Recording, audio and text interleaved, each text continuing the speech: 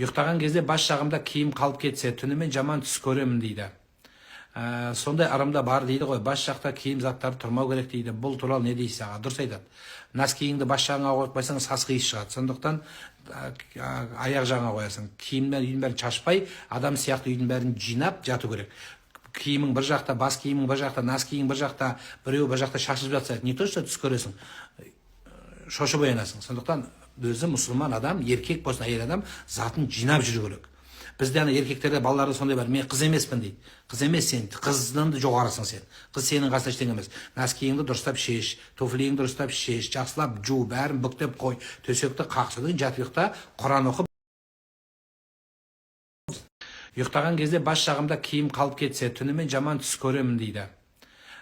Сондай арамда бар дейді ғой, бас жақта киім заттары тұрмау керек дейді. Бұл туралы не дейсіз аға? Дұрыс айтады.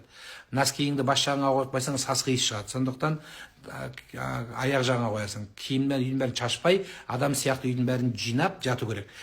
Киімің бір жақта, бас киімің бір жақта, нәс киімің бір жақта, біреу бір жақта шашылып жатса, не то что түс көресің, шошып оянасың. Сондықтан өзі мұсылман адам, еркек болсын әйел адам, затын жинап жүру керек.